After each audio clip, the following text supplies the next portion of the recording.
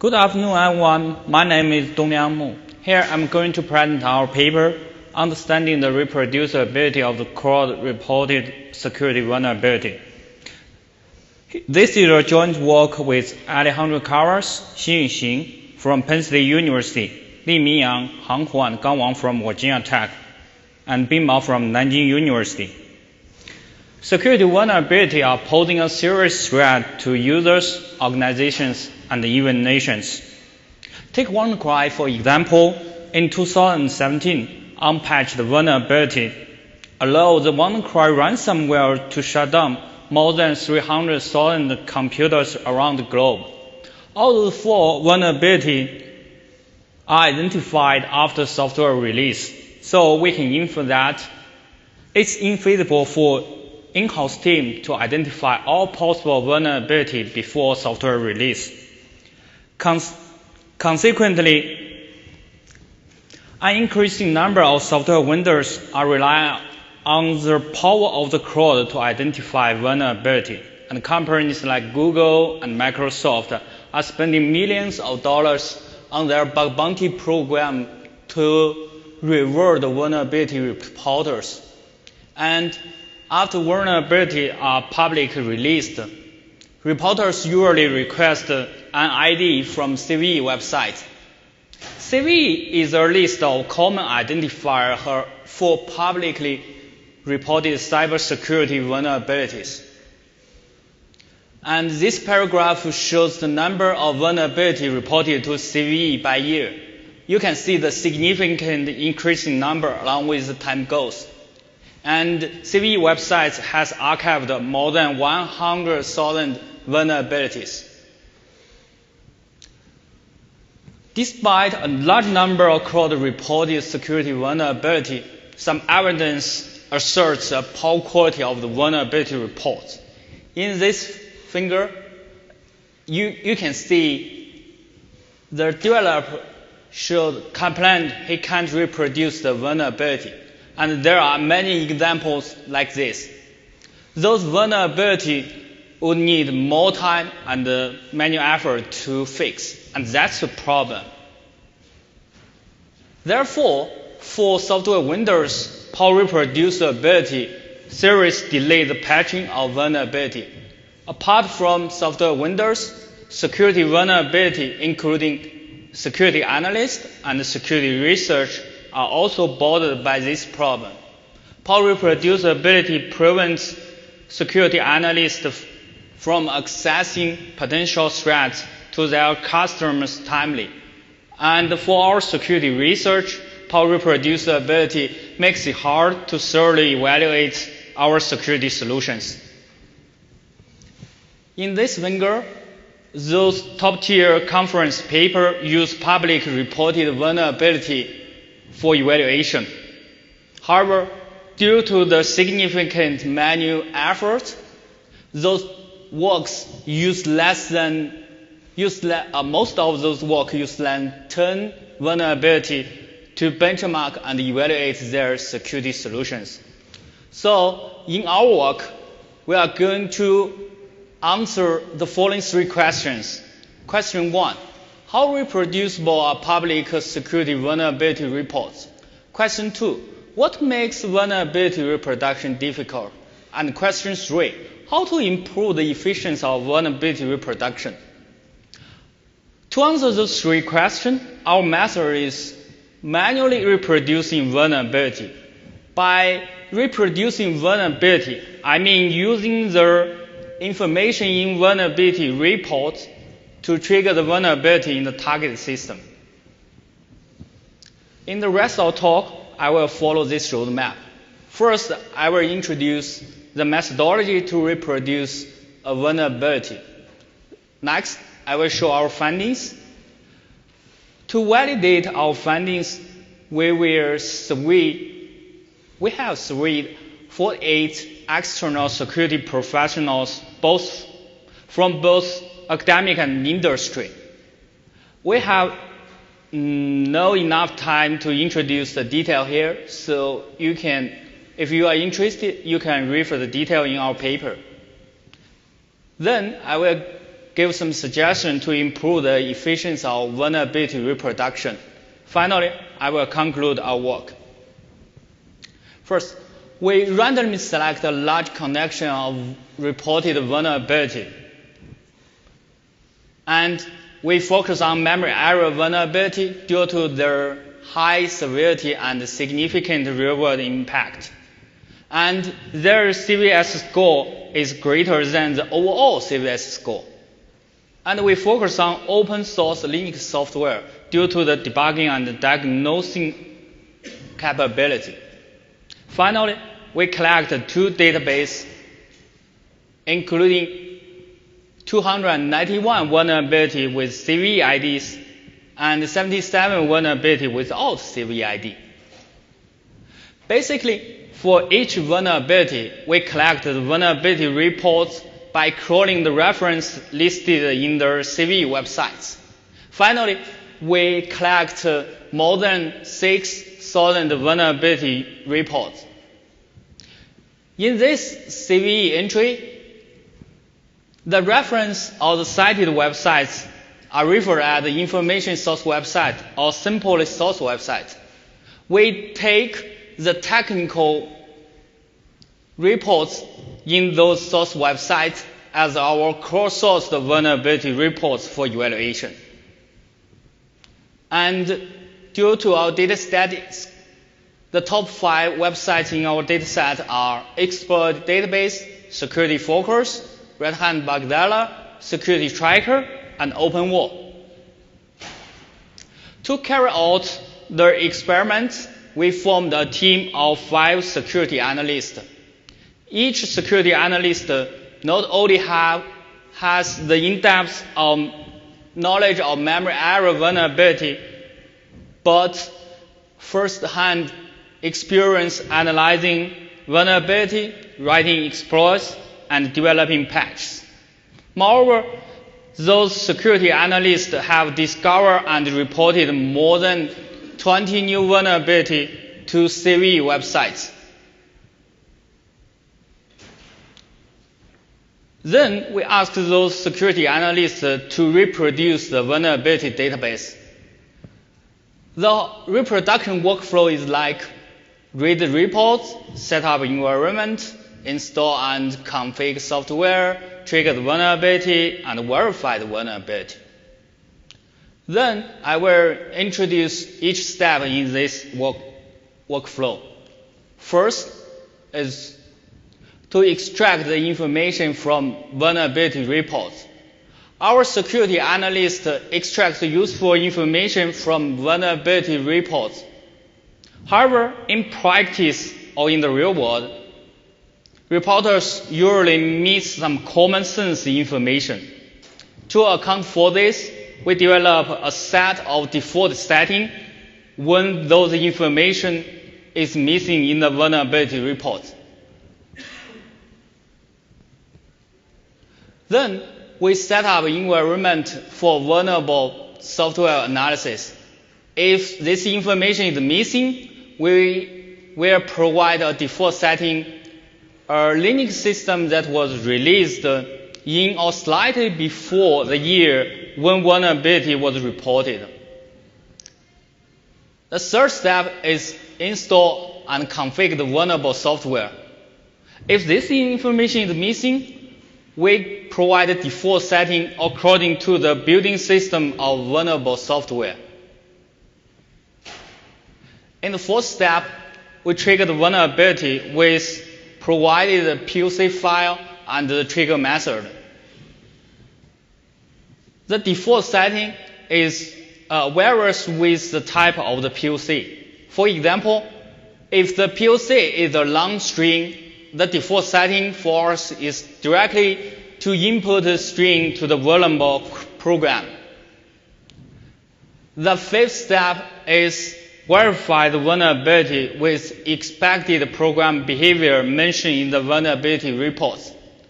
As we deal with the memory error vulnerability, so the default setting is unexpected program termination or program crash. After we discuss the workflow, I will show the control information source to compare the quality of different sources. First, we will use single source, one of the top 5 source websites, to reproduce the vulnerability.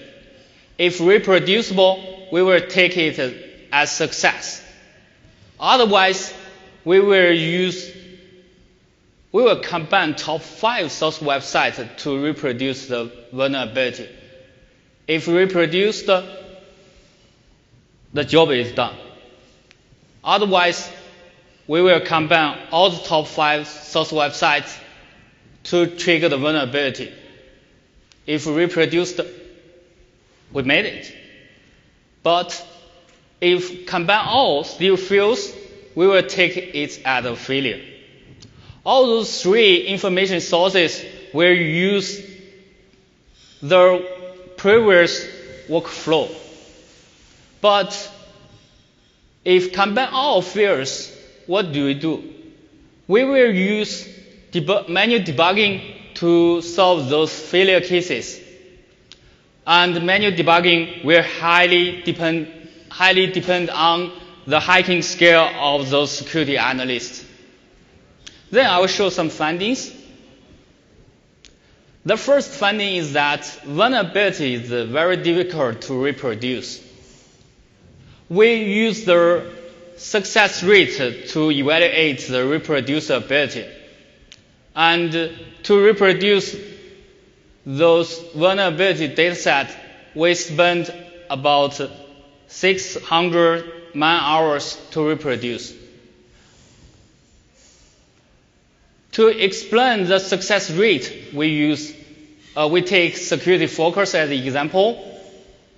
In all CVEs, security focus cover 256 CVE cases, and we only successfully reproduce 32 cases, and the success rate is about 12%. And from this table, we can have several observations. First, the single source return a low success rate. Second, combined top 5 has clearly improved the success rate. The success rate is improved to 62.5% by combine all. And for vulnerability without CVE IDs, we only reproduce 20 cases. For those vulnerabilities, even we combine all the CVE references, there are less than 20 cases with complete information. So we can infer that our default setting works very well in the reproduction. Through intensive manual debugging, like debugging the software with the POC file, reading the source code and modifying source code, search corresponding information from the internet, we finally reproduce another 151 vulnerabilities through another 2,000 man-hours. For the right table, there are 74 cases. We manually check the trigger method to reproduce the vulnerabilities. For software installation, 43 cases failed on this information, and the POC file is seen.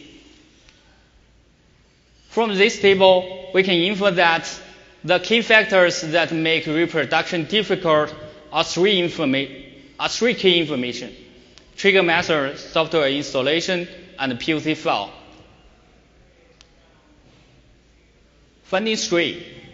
For those failure cases we reproduced through manual debugging, there are 2 key questions. First, you don't know which information is problematic. And second, if you identify the problematic information, how do you recover it? First, Instead of picking one information category to test, we just provide the priority of information to try. The first is trigger method. It means we can directly assume the trigger method is problematic and check another trigger method to try to reproduce the vulnerabilities. And if you identify the problematic information, how to recover the vulnerability? Our useful tip is correlation of different vulnerabilities is very useful. In other words, it's helpful to recover missing information by reading reports of other missing information. The similar vulnerability means same reporters, same software, same vulnerability types. And for 74 cases that failed on trigger method, we recover 68 cases by reading other similar vulnerabilities. Then I will give some suggestions to improve the reproduction efficiency. First, this is the vulnerability discover program. First, faithful reporters report vulnerability to reporting system, and reproducers reproduce the vulnerability based on the vulnerability reports. As we mentioned before, there are many vulnerability reports that leaks of many information. So our first idea is to standardize vulnerability reports. It means vulnerability report dataset could enforce reporters to include a minimum information. If one of the report website has standardized vulnerability reports, for vulnerability reporter, manually generating standardized reports is really consuming. So our second idea is to develop a useful automated tool to collect the information and generate standardized vulnerability reports. For reproducer, with those standardized reports, it's a waste of time or resource if we still reproduce the vulnerability until by manual effort. So our third idea is to automate the vulnerability reproduction with some tools like Vagrant and Docker. We have some demos in our GitHub repo shown later. Finally, I will give some conclusion of our paper. We conduct a user study about real-world vulnerability to study the reproducibility. We found the vulnerability reproduction is difficult and time-consuming. By crowdsourcing approach, we can increase the reproducibility. For those failure cases, we provide some new heuristic to recover the missing information. With those findings, we believe there is an urgent need to automate the vulnerability reproduction. We have open sourced our dataset in this GitHub repo. We have prepared 12 virtual machine images and more than 300 reproducible vulnerability in this GitHub repo. For each vulnerability, we provide a fully tested POC file and pre-configured virtual machine or Docker image. With those detailed instructions, you can directly try it yourself to reproduce the vulnerability or directly try them in our prepared virtual machine. As far as we know, this dataset is the biggest public dataset that was manually reproduced and verified. This dataset will give future research Future researchers a well-documented source to benchmark and evaluate their security solutions. Thank you very much, and I'm happy to take questions.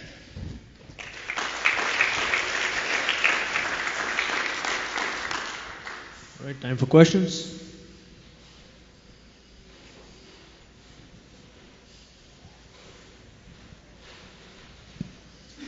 Hi, I'm Jamie Davis from Virginia Tech. Are there any differences between your recommendations for vulnerability reports and best practices for just general bug reports? Mm-hmm. Yeah, general.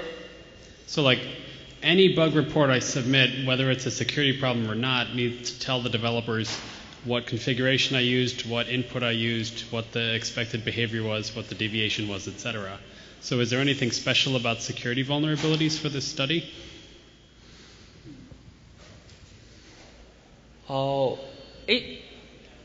Security one.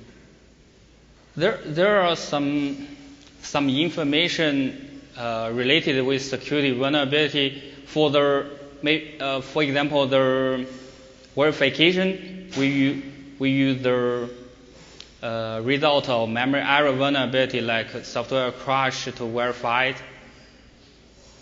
it. Is this an answer for you? Well, so not really. You had some recommendations about maybe using templates for security vulnerabilities. Yeah. But those templates sound exactly like what open source projects use when they request bug reports. Mm-hmm. So if you go on GitHub and open an issue against Python or Node.js or something, they've got a long template you've got to fill out, including all the stuff you recommended. So I'm not sure how the security vulnerability aspect of this is relevant.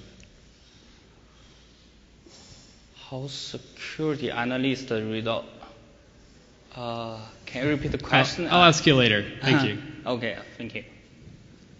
Hi, I'm Evil from UC Riverside. I have a small question. Like for some bug tracking system, when you report a bug, it requires you to say how to reproduce the bug. So my question is, does that mean following those instructions you cannot reproduce the bug, or in this report they're just missing how to reproduce the bug? Your question is the reporting websites need you to provide the step to reproduce the vulnerability. Yes. From my understanding, I know that Bugzilla, remember there's an area for us to fill how to reproduce. They just provide maybe a step to reproduce, but you need to fill other information like the config information or installation, not just the step to reproduce. That's not efficient. So that's because of lack of those information we cannot reproduce. Is that the answer? Yeah. Okay, thank you. I'm Shou Chen from Microsoft Research. You mentioned that you randomly selected the data set for the study. Yeah. And I wonder if these reports are anonymous. Do you know the identity of the reporters? The reporters is anonymous.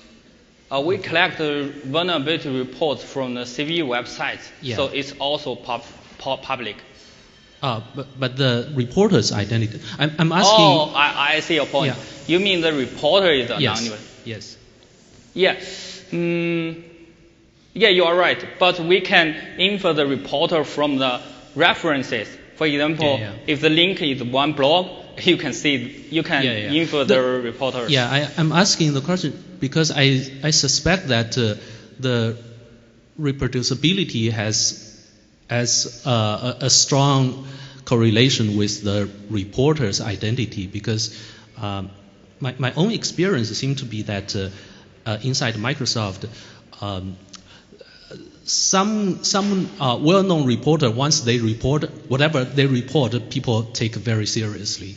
So, for example, especially in the browser space, some top finders, no matter what they report, the whole teams seem to be very, very serious. Oh, I see your point. Yeah, the personality of the report will seriously affect the style of the vulnerability report.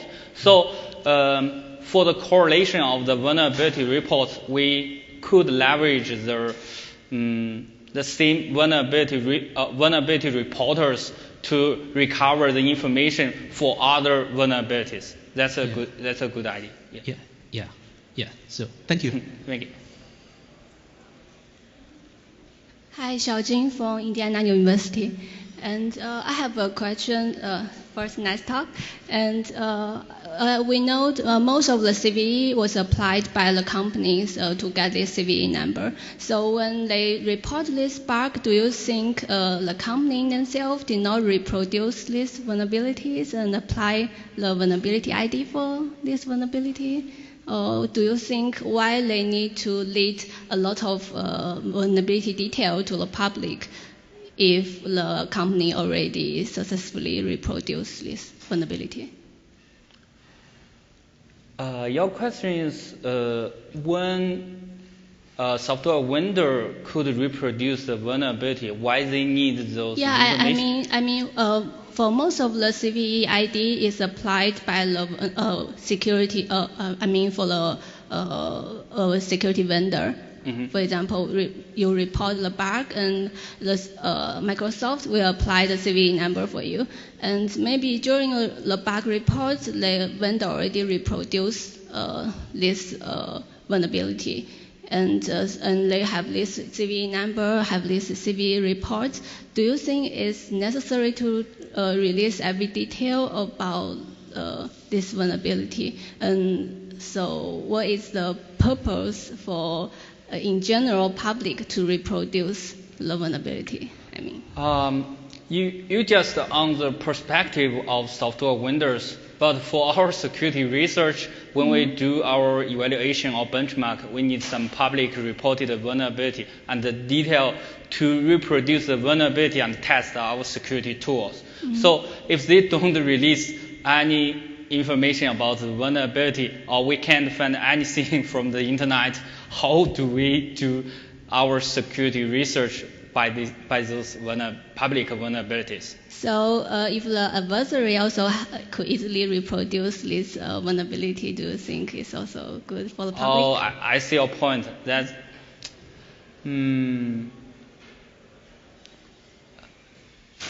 I think open source is a good point.